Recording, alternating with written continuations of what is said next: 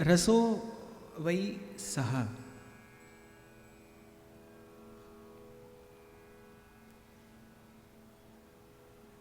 क्योंकि वेद किसी मनुष्य की रचना नहीं है, अपौरुषेय है, भगवान की श्वास से वेदों का प्राकट्य हुआ है।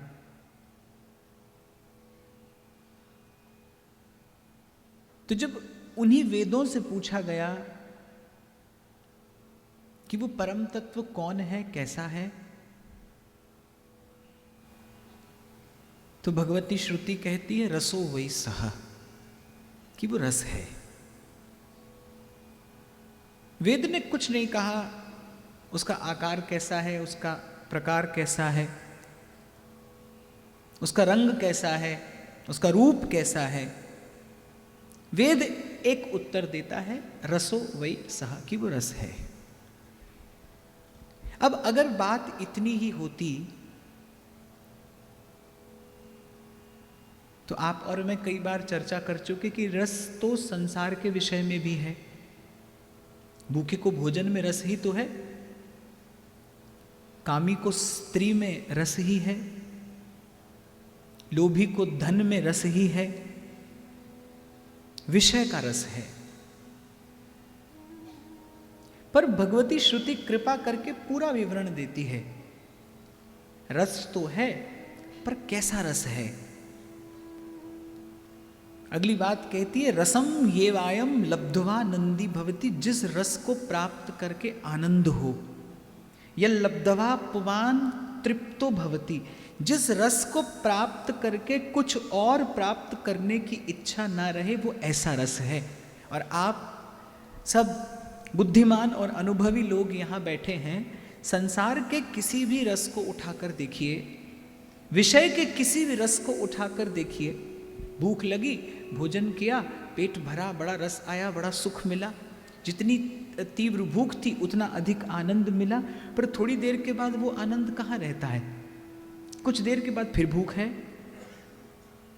आज विषय का भोग किया, आज किसी के स्पर्श का सुख लिया, एक क्षण को आनंद हुआ, कुछ काल के बाद फिर ग्लानि है कि क्यों ऐसा किया, और कुछ काल के बाद फिर उसी विषय को भोगने की फिर से लालसा है। और जबकि श्रुति कहती है वो रस जिसे प्राप्त कर लेने के बाद कुछ और पाने की इच्छा ना रहे, वो रस तो है लेकिन वो ऐसा रस है। और जब ऐसे रस की खोज करेंगे आप, तो आप विचार करके पाएंगे एक तो है विषय का रस,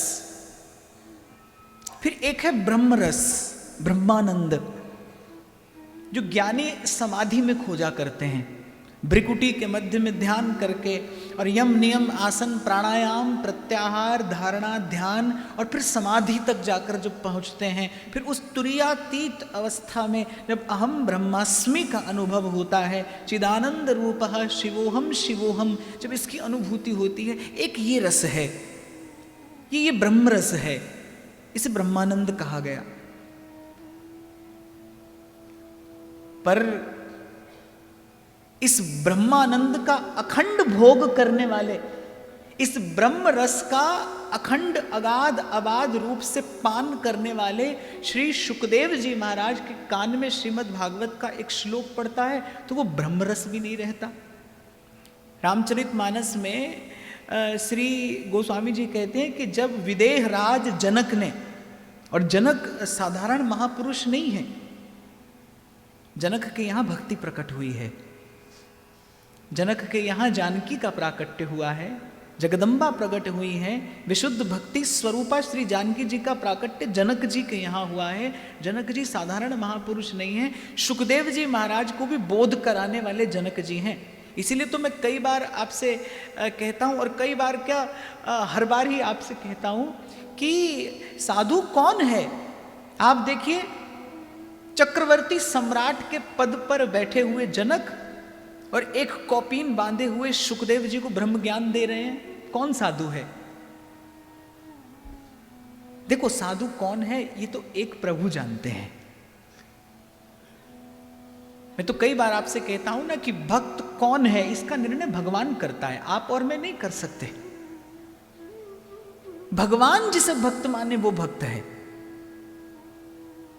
संसार को मना लेना तो कोई भी कठिन कार्य नहीं है, तो बड़ा सरल है। संसार में कोई बुद्धिमानों की बहुत भीड़ थोड़ी है, विवेकी पुरुष तो बिरले हैं संसार में। भगवान जिसे भक्त माने, कसौटी जिसे कहे कि ये साधु है, वो साधु है। तो गोस्वामी जी लिखते हैं कि जब विदेह राज जनक ने जो अखंड अपने अपने उस ब्रह्म के रस का पान करते हैं, उस ब्रह्मानंद का पान करते हैं, उन विदेह राज जनक ने जब श्री राम और श्री लक्ष्मण जी का प्रथम दर्शन किया तो कहते हैं कि वो ब्रह्मानंद भूल गए। श्रीमद् भागवत में बड़ा सुंदर प्रसंग है कि सनकादिक, सनक सनंदन सनातन सनत कुमार, वो चारों निर्मल मुनि, वो अमल आत्मा महापुरुष, वो किसी ध्यान मग्न अवस्था में बैठे थे और सहसा श्रीमन नारायण के चरण कमलों की तुलसी की गंध उनकी नासिका से उनके हृदय में पहुंची और वो समाधि का सुख भूल गए। तो खोजने वालों ने खोजा, भाई ब्रह्मानंद भी सदा रहने वाला नहीं है, इससे भी तृप्ति नहीं होती। अगर इससे तृप्ति होती तो फिर इसके आगे कुछ और पाने की इच्छा ना रहती। पर ब्रह्मानंद कब भूल गया, सुखदेव जी महाराज को पता भी नहीं चला, केवल कान में सुना, बरहा पीडम नटवर वपहु। क्या सुना था सुखदेव जी महाराज ने? बरहा पीडम नटवर वपहु कर्णयो कर्णिकार। बस केवल ये एक चतुष्पदी श्रीमद् भागवत के श्लोक की एक ही चतुष्पदी सुनी थी, बरहा पीडम नटवर वपहु। जो तिरछा चरण धरे किसी कदम्ब के वृक्ष की छाया में, कर्णयो कर्णिकार, और कानों में कनेर के पुष्प खोस कर खड़े हैं, केवल इतना ही सुना सुखदेव जी महाराज ने और वो भूल गए क्या ब्रह्मानंद था।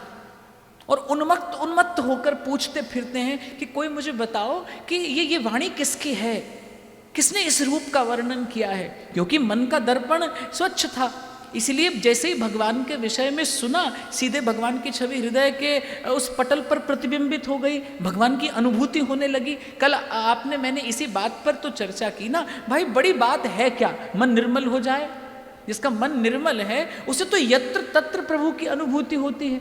वो तो संसार की कठोर से कठोर परिस्थिति में भी कुछ सुंदर सी बात खोज लेगा, जिसका मन निर्मल है। और मन निर्मल ना हो तो मंदिर के भीतर बैठकर भी व्यक्ति संसार का ही भजन करता है, विषय का ही चिंतन करता है, क्योंकि उनका मन निर्मल था। सो क्या हुआ, जैसे ही ये श्लोक सुना भूल गए ब्रह्मानंद। तो खोजने वालों ने देखा कि भाई ये ब्रह्मानंद भी कोई सदा रहने वाला नहीं है, इससे आगे कुछ और भी है, इस ब्रह्म रस से श्रेष्ठ भी कुछ है। तो सबसे पहले तो है संसार का विषय रस, जो कुकर सूकर को भी मिलता है।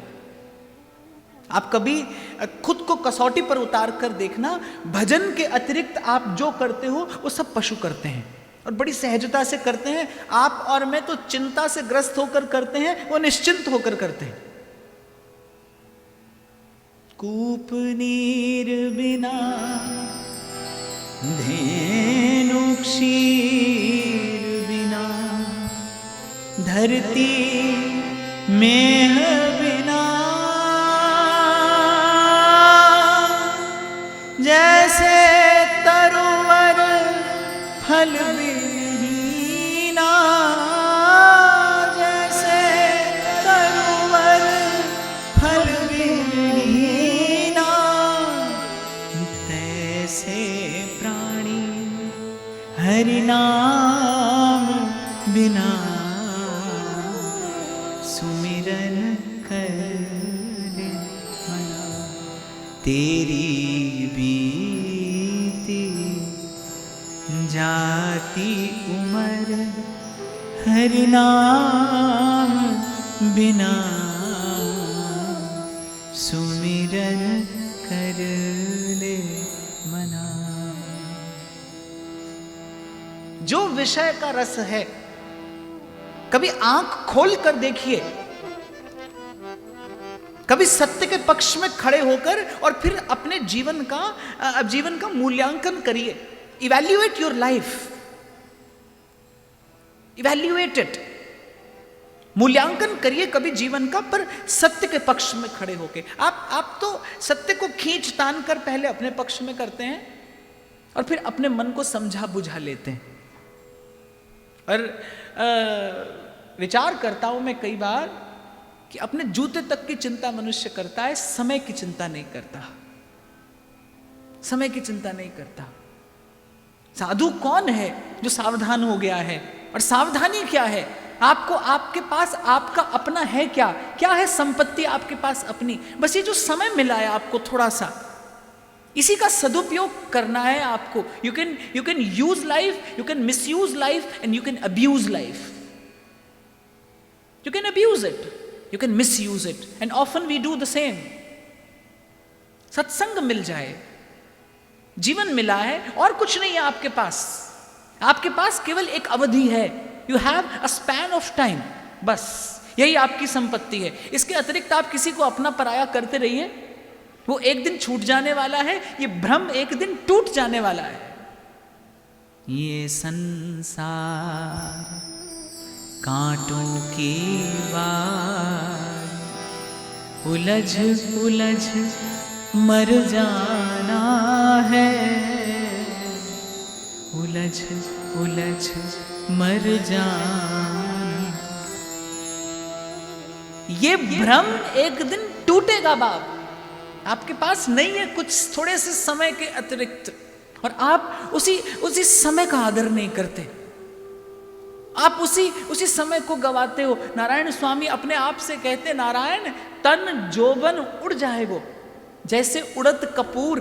और कौन आप में से ऐसा यहां बैठा है जिसने जीवन में अनुभव ना किया हो? अपने चेहरे पर काल का परिवर्तन आते कौन नहीं देखता? अपनी देह में से शक्ति जाते कौन नहीं देखता? अपने हाथ से जो कमाया उसी को अपने हाथ से गंवाते बहुत बार जीवन में ऐसा अनुभव होता है, पर जीव जागता नहीं। क्यों? बस ये माया श्री कृष्ण की, ये कृष्ण की माया है।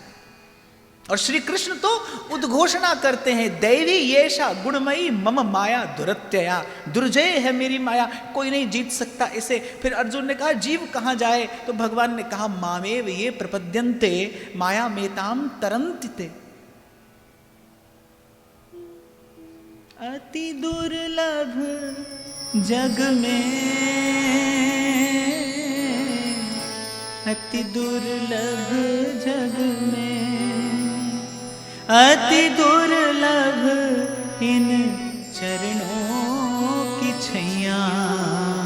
एक ये स्थान है जहां पर माया का प्रभाव नहीं है। एकमात्र श्री कृष्ण के चरण कमल हैं जहां पर माया का प्रभाव नहीं है।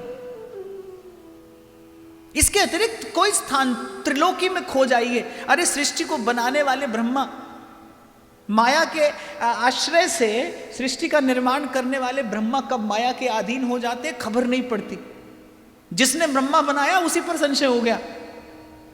श्री कृष्ण लीला में आपने बार बार श्रवण किया होगा, जिसने ब्रह्मा बनाया, जिसने ब्रह्म पद दिया, जिसने ब्रह्मा के पद पर बैठाया, जिसने शक्ति दी, अधिकार दिया, उसी देने वाले पर संशय हो गया। उसी देने वाले की सत्ता पर अविश्वास कर बैठे ब्रह्मा। तो भगवान की ऐसी प्रबल माया एक ही साधन है। कल भी मैंने यहीं से आरंभ किया था, आज भी यहीं से आरंभ करूंगा और आने वाले 2 दिन आपको स्मरण कराता रहूंगा। मैंने आपसे निवेदन किया, सीधी बात है भाई, मन कैसे निर्मल हो? तेरी शरण सतगुरु मेरे पूरे, मन निर्मल होए संता तूरे, मन निर्मल हुए संता तूरे। कर कृपा तेरे गुण गावा, कर कृपा तेरे गुण गावा। नानक नाम जपत सुख पावा, नानक नाम जपत सुख पावा। कर कृपा तेरे गुण गावा, कर कृपा तेरे गुण गावा। ऋषिकेश में एक महात्मा रहते थे, बड़े भजनानंदी थे, बड़ी लंबी आयु उन्होंने पाई, लेकिन एकांतिक जीवन उन्होंने जिया। कोई नहीं रहता था उनके पास, एक टूटे फूटे मकान में रहते थे। बस दिन में कुछ देर के लिए उनका एक सेवक आता था, उनकी सेवा करके चला जाता था। आत्मचिंतन में उन्होंने जीवन व्यतीत किया। एक बार मुझे सौभाग्य मिला उनके दर्शन करने का। उनके मुख से सुना, इसीलिए कल मैंने आपको कहा था पुस्तक से बात पढ़ो तो बुद्धि में जाती है, संत के मुख से सुनो तो हृदय में जाती है।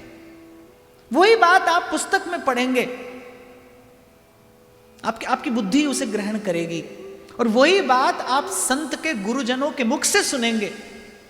मैं कहता हूं पूरी पुस्तक में 1,00,000 बार लिखा हो भजन करिए, नहीं समझ में आएगा।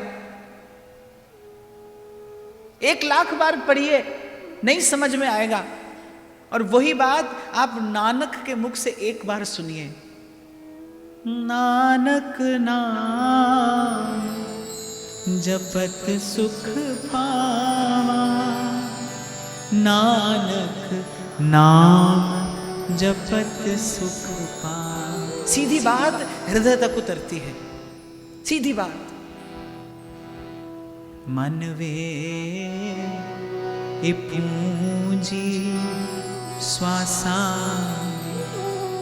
एनुलादे प्रभु दे लेखे, ए जग पे आवेखे, भजन कर गोविंद। संत के मुख से सुनो, बात सीधे हृदय तक उतरती है। तो एक बार उनके पास बैठने का मुझे सौभाग्य मिला थोड़ी देर के लिए, बहुत पुरानी बात हो गई। वो ज़्यादा बात नहीं करते थे, और मैंने सदा यही सीखा कि संत की सहजता में सुख लेना चाहिए। संत कहे तो सुनिए, संत मौन हो तो उसके मौन का सुख लीजिए। मैंने तो जो कहीं पुस्तक में नहीं पढ़ा, जो कहीं किसी की बात से नहीं सुना समझा सीखा, वो मैंने संत के मौन से पाया है। इसीलिए मैं आपको बड़े विश्वास पूर्वक ये बात कहता हूं कि संत के गुरुजनों के आभा मंडल में भी यदि कुछ देर आपको बैठने को मिले तो आपके चित्त की कितनी ग्रंथियां सहज में खुल जाती हैं। ये संत के भीतर जागृत उस सत्ता का प्रताप है, उस सत्ता का प्रभाव है, उस सत्ता का प्रसाद है।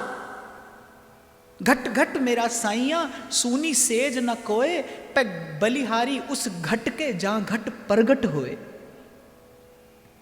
तो ज्यादा चर्चा करते नहीं थे। मैं 1 दिन 2 दिन 3 दिन उनके पास गया, बैठता और लौटकर आ जाता। एक ही बात बोले मुझे चौथे दिन, बस एक ही बात। मैं बहुत छोटा था, शायद 16-17 वर्ष की अवस्था मेरी रही होगी, पर संत की कही बात कैसे ज्योति स्तंभ बन के पूरे जीवन का पथ प्रशस्त करती है, ये अनुभव मुझे वहां से हुआ। चौथे दिन बस एक बात उन्होंने मुझसे कही, बोले बेटा, मनुष्य को जो सुख मखमली बिछौने में मिलता है, शूकर को उससे थोड़ा सा अधिक सुख नाली में लौटने में मिलता है। एक बात उन्होंने कही, और मुझे लगता है एक बात कहकर उन्होंने सब बता दिया, उन्होंने सब समझा दिया कि भाई विषय का रस तो कुकर सूकर को भी मिलता है, और आपसे मुझसे अधिक मिलता है। आप और मैं तो कितनी चिंता से ग्रस्त होकर अपने बिछौने पर जाकर पड़ते हैं। बहुत बार तो बड़ा प्रयास करना पड़ता है, नींद के लिए भी, नींद के लिए प्रयास, भूख के लिए प्रयास, और मनुष्य सुख खोजता फिरता है वस्तु में। न तो सुख का भोजन है, न चैन की निद्रा है, और मनुष्य जाने कहां किस वस्तु में सुख खोजता फिरता है। तो विषय का रस तो कुकर सूकर को भी मिलता है, and this is always your call. Gita में श्री कृष्ण कहते हैं कर्मण्येवाधिकारस्तु, आपका अधिकार है, आपको जो चाहिए वो मिलेगा। आपकी इच्छा संसार का सुख पाने की, खूब पाइए, आपके लिए तो संसार बनाया है। पुनरपि जन्मम पुनरपि मरणम। भगवान को कौन सा कल ही संसार समाप्त करना है, उनको तो जन्म जन्म तक चलाना है। आपका जन्म नहीं होगा तो फिर संसार कैसे चलेगा? ये आपकी इच्छा है, ये आपका ये आपका चयन होगा, ये आपका निर्णय होगा, आप चुनेंगे। जो आपके जीवन में है, मैंने सदा कहा, वो आपका बुलाया है, आपका पुकारा है, वो आपका निर्णय है, आपका चयन है। No one else, nobody else, this is you. आपके हाथ में आज जो है वो आपके कारण है, किसी के कारण नहीं। किसी पर दोषारोपण न करिए, किसी को दोष न दीजिए। आपके जीवन में आने वाले सुख दुख का आपके अतिरिक्त कोई कारण हो ही नहीं सकता। आप ही हैं और आप ही रहेंगे। सत्संग करता ही तो बस यही है, सावधान कर देता है, करने से पहले सावधान। सावधान तो जीव होता है, पर कर देने के बाद होता है। और जिसके पास विवेक है सत्संग की कृपा से, वो कर्म करने से पहले सावधान हो जाता है। इतना ही भेद है एक साधक में, एक संत में और एक संसारी व्यक्ति में। संसारी व्यक्ति बेचारा कर देने के बाद माथा पकड़ता है, और एक साधक, एक विचारवान पुरुष, वो कर देने से पहले सावधान हो जाता है, संभल जाता है, संभल जाता है। तो खोजने वालों ने कहा कि भाई ना तो विषय का रस, ये तो कुकर सुकर को भी मिलता है, इससे श्रेष्ठ है ब्रह्मानंद।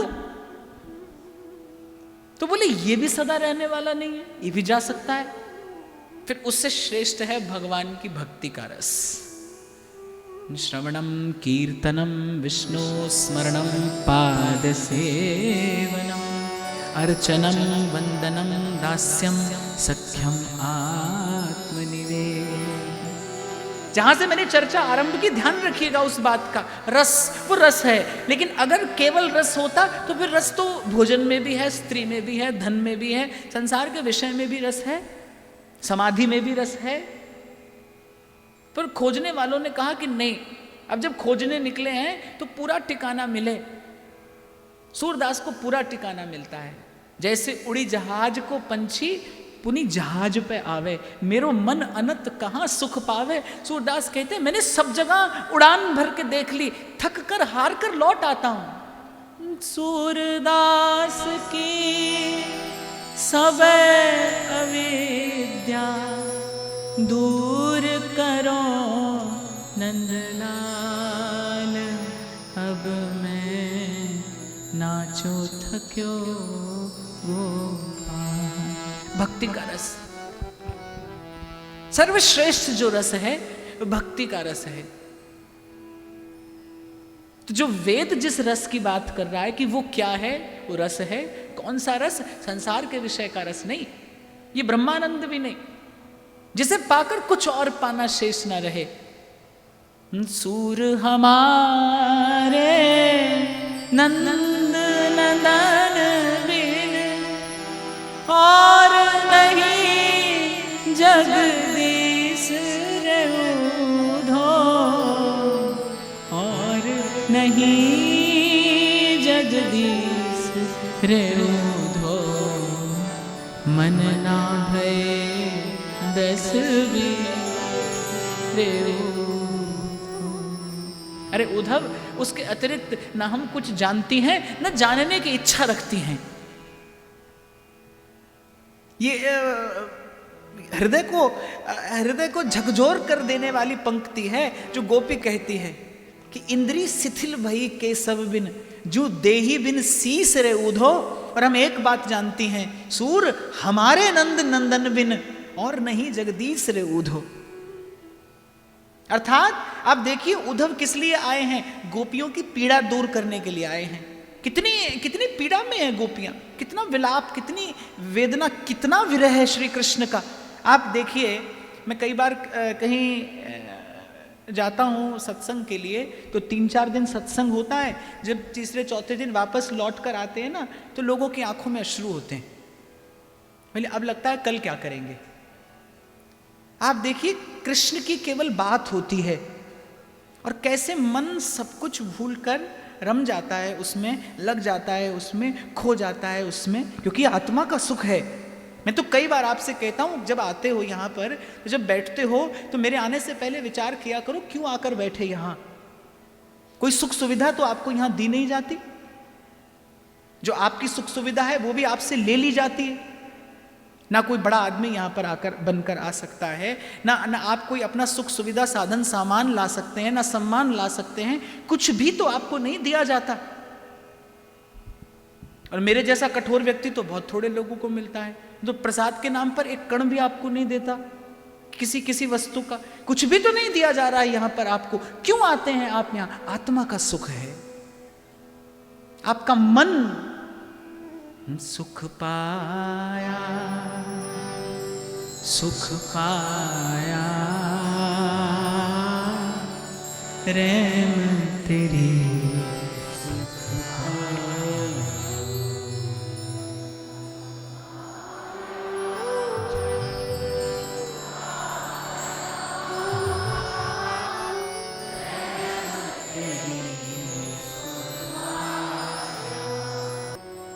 और मुझे पता चल जाता है कि कब से आकर बैठे हैं, कब तक बैठेंगे, और भूखे पेट इतना मधुर आप गा रहे हैं कैसे? सुखी तो है, मन का सुख है, आत्मा का सुख है, उसी को खोजते हुए तो आते हैं आप यहां पर। इस भीतर के, इस अंतर आत्मा के, इस उर अंतर के, इस भजनानंद के अतिरिक्त और क्या दिया जा रहा है यहां पर? कुछ भी तो नहीं, क्योंकि आत्मा का विषय है। आत्मा को जन्म जन्म से तलाश इसी की है।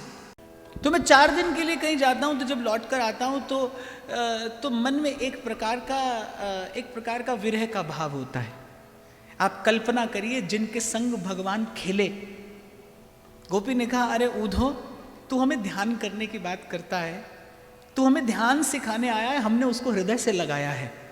तू जिसका ध्यान करने के लिए कह रहा है हमें, बंद आंख से, हमने खुली आंख से उसे निहारा है, हमने इन हाथों से उसे छुआ है, इन हाथों से हमने उसका श्रृंगार किया है, इस हृदय से लगाया है उसे हमने, उसकी मुस्कान देखी है, उसकी चितवन हसन बोलन वो हमारे मन में बसी है, और तू हमें ध्यान करने के लिए कहता है।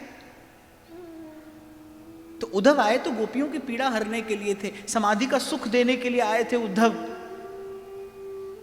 पर गोपी 2 टूक उत्तर देती है, यहां दम दम में होते हैं सजदे, सर उठाने की फुर्सत नहीं है,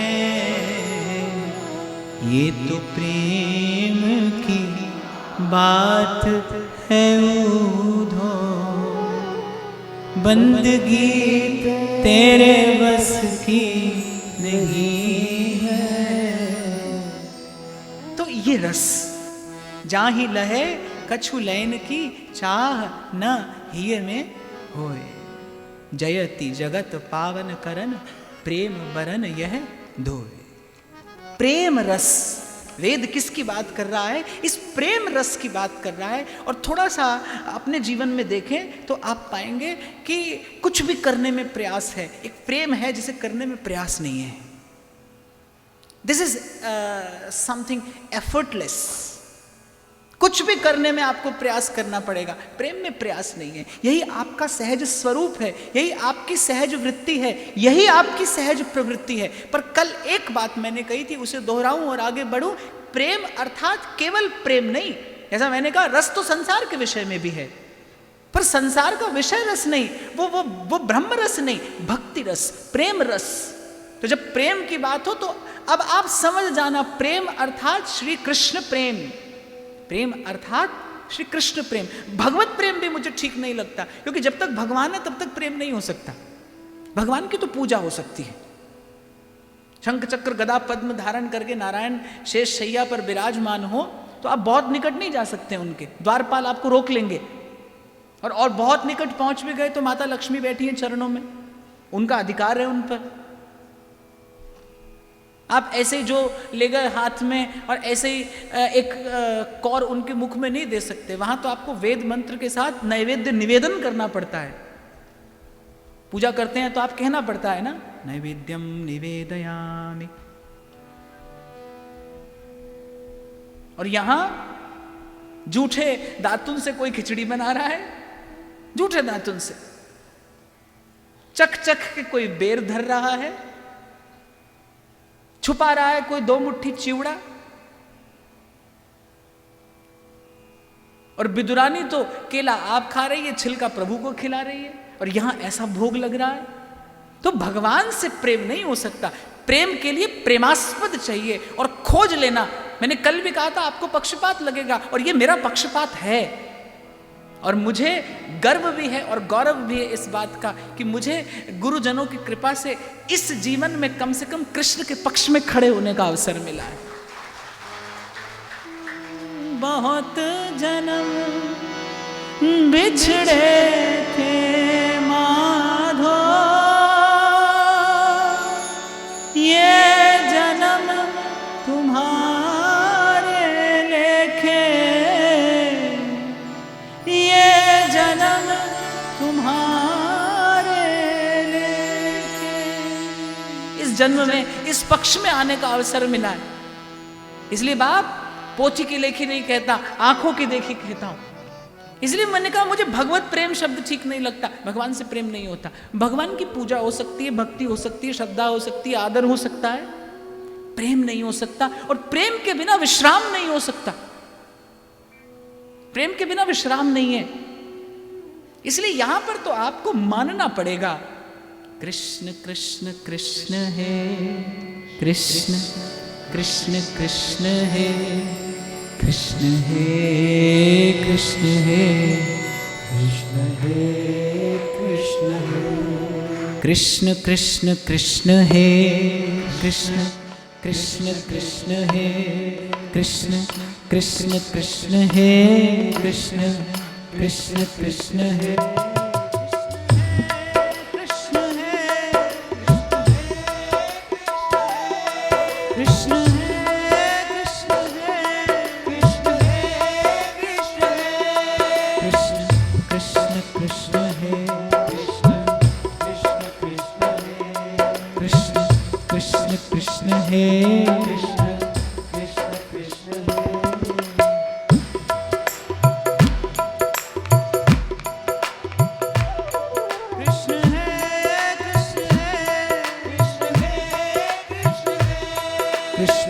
कृष्ण कृष्ण है, कृष्ण कृष्ण कृष्ण है, कृष्ण है कृष्ण है, कृष्ण है कृष्ण है। और जो आज से पूर्व सुना या जो आज के बाद आप सुनेंगे, जो आज तक सुना और या आज के बाद जो जो भगवत कृपा से आपको श्रवण करने का अवसर मिलेगा, एक समय जाकर आप इसी निर्णय पर पहुंचेंगे, आपकी आत्मा बस केवल यही चाहती है, ये उसे पुकारना, ये उसके आने की राह तकना, ये कृष्ण दर्शन लालसा, ये आत्मा का सुख है। यही वो रस है जिसे आप कभी संसार में खोजते हैं और कभी धर्म में। यही वो सुख है, यही वो रस है जिसकी आपको मुझे तलाश है। मन के मधुबन में रास रचाए रसिया, मन के मधुबन में रास रचाए रसिया, मन के मधुबन में रास रचाए रसिया, मन के मधुबन में रास रचाए रसिया।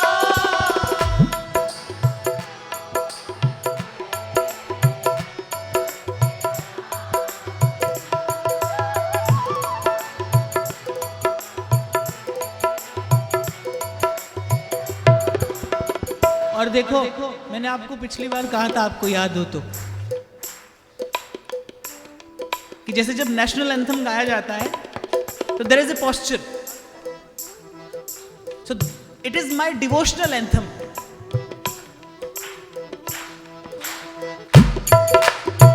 तुझको पुकार रहे आओ आओ रसिया, तुझको पुकार रहे आओ आओ रसिया, तुझको पुकार रहे आओ आओ रसिया,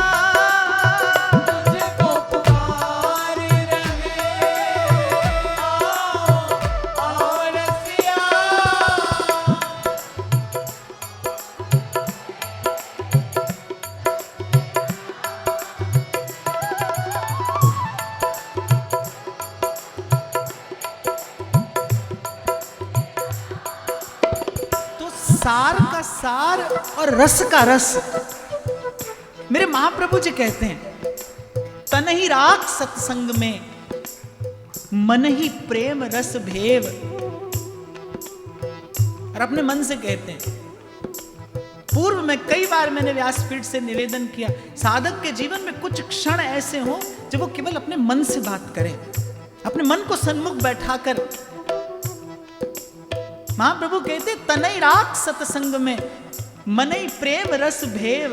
और अपने मन से कहते, अरे मन सुख ही तो चाहता है ना, सुख चाहत हरिवंश हित, कृष्ण कल्प तरु से। एक ही बात चाहते हैं आप मानिए न मानिए। अभी ना उदय हुआ हो भाग्य, न गुरुजनों की कृपा हुई हो, न संतों ने कृपा भरी दृष्टि से आपको देखा हो, न अभी गुरुजनों के संकल्प में आप आए हो, तो भले आज आपका मन न माने। तुलसी पिछले पाप ते हरि चर्चा न सुहा। पर कभी किसी जन्म में स्वीकार आपको यही करना है, विश्राम आपको यही मिलेगा कभी आकर। यही चाहता है आपका मन, यही चाहता है आपका चित्त, यही है आपकी आत्मा की पुकार, उसकी खोज, उसकी तलाश। नैनों में शाम बसे, मन में बनवारी, नैनों में शाम बसे, मन में बनवारी, सुध बिसराए गई मुरली की धुन प्यारी, सुध बिसराए मुरली की धुन प्यारी, मुरली की धुन प्यारी।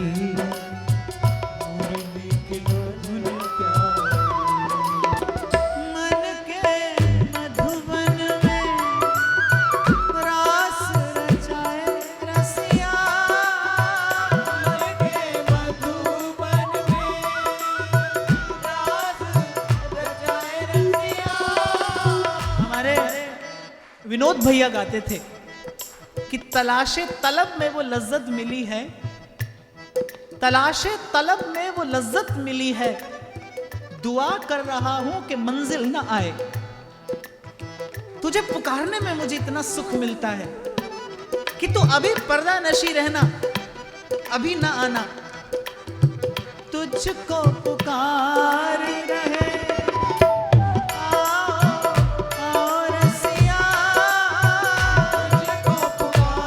दोनों हाथ प्रेम से।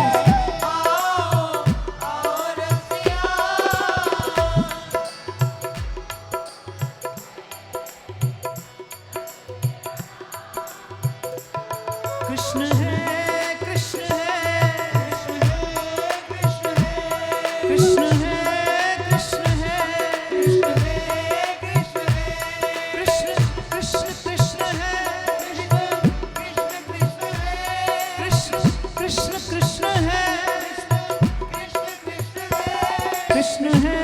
कृष्ण है कृष्ण है कृष्ण है कृष्ण है कृष्ण है कृष्ण है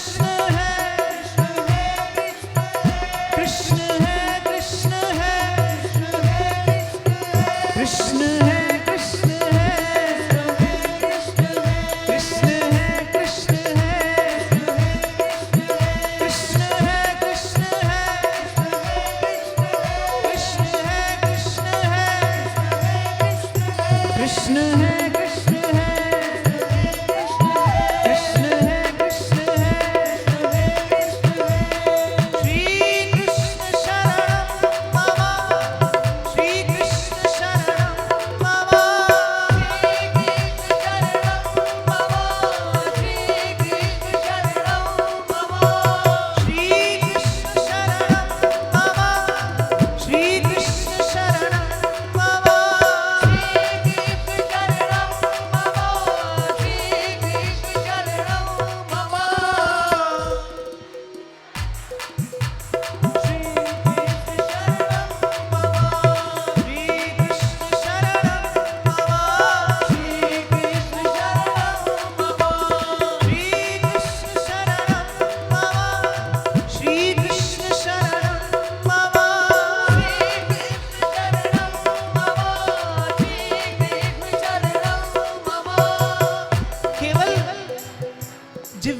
धरातल पे न खड़े रहिए, उतरिए अपने भीतर।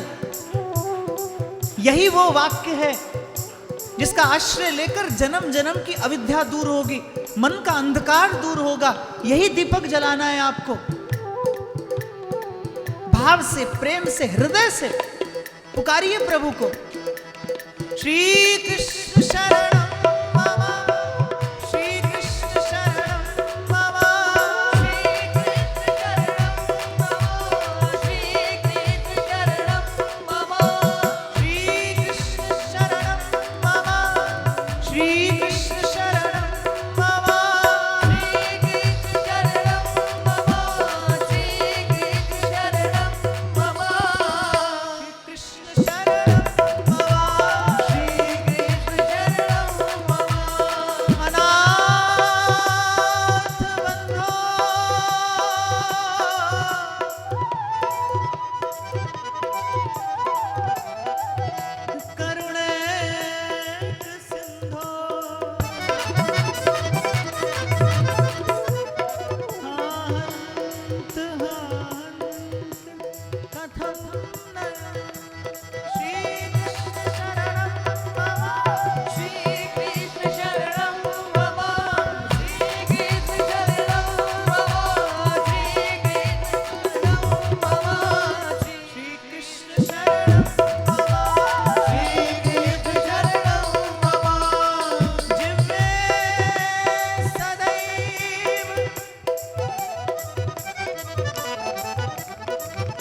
भज सुंदरा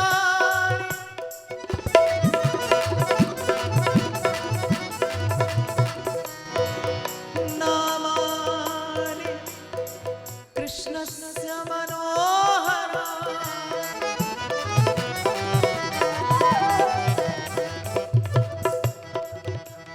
समस्त भक्ता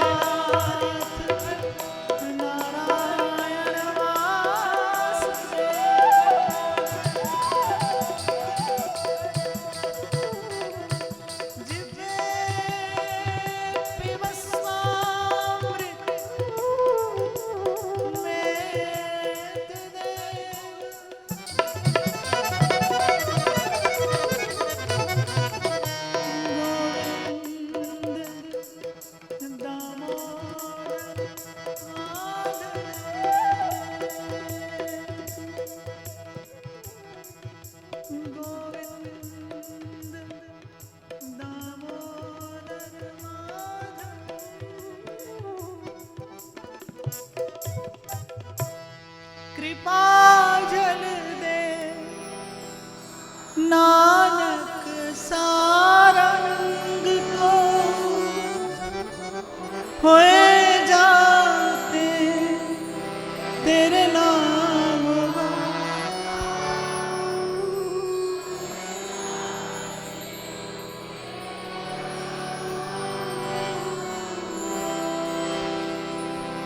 मोहिया ही प्यासा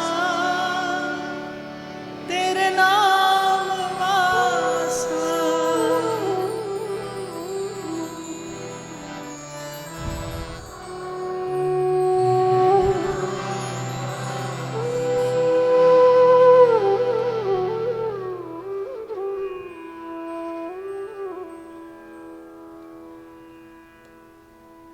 तो भक्ति आई जीवन में, अर्थात भगवान आए। कई बार मैंने कहा भक्ति कहने को भक्ति है, पर होने को वो भगवान ही है। ये श्रवण, ये कीर्तन, ये स्मरण, वो आप अपने घर में भोर से सांझ जो लाड़ लड़ाते हैं अपने प्रभु को, वो अर्चन, और कभी थक कर हार कर जब गुनगुनाते हैं आप, कृपा जल दे नानक सारंग को होए जाते।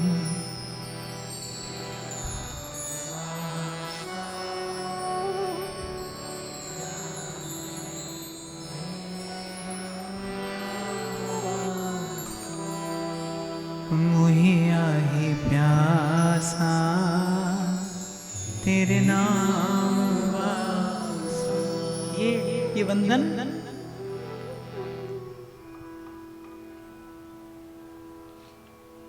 और वो सेवा का सुख,